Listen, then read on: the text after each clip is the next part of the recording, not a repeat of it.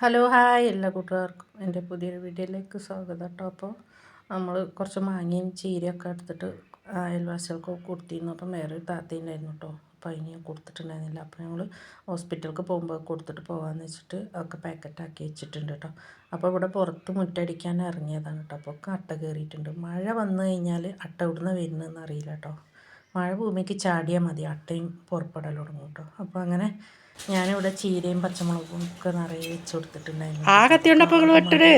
നല്ല പൊന്തി വന്നിട്ട് ആകെ കാട് പോലെ ആയിട്ടുണ്ടായിരുന്നു കേട്ടോ.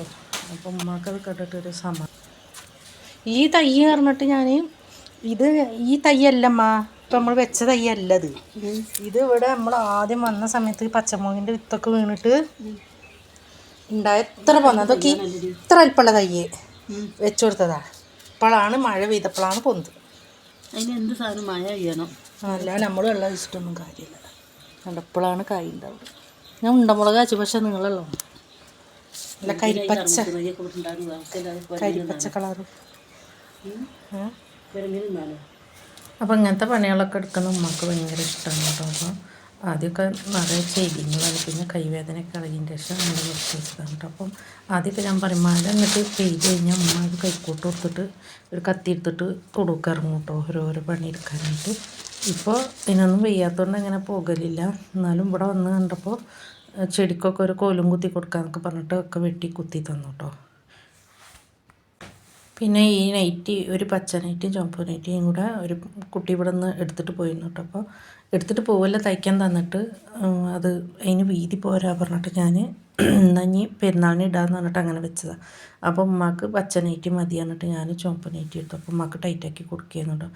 അപ്പോൾ ഉമ്മാക്ക് ചുവപ്പ് കളർ ഭയങ്കര ഇഷ്ടമായിരുന്നു കേട്ടോ. അപ്പോൾ ഞാനെന്നാൽ ഉമ്മാക്ക് ചുവപ്പ് കൊടുക്കുക. എനിക്ക് വലിയ ഇഷ്ടമല്ല ചുവപ്പിനോട്. 2-3 നൈറ്റി ചുവപ്പുള്ളത് കാരണം എനിക്ക് ചുവപ്പ് അത്ര ഇഷ്ടമല്ല. അപ്പോൾ ഞാൻ വേണ്ട വെച്ചപ്പോൾ ഉമ്മാക്കാണെങ്കിൽ ചുവപ്പ് വേണ്ട പച്ച മതിയാണ്. അപ്പോൾ പിന്നെ ഞാൻ അങ്ങനെ ഉമ്മാക്ക് പച്ച തന്നെ കൊടുത്തു കേട്ടോ.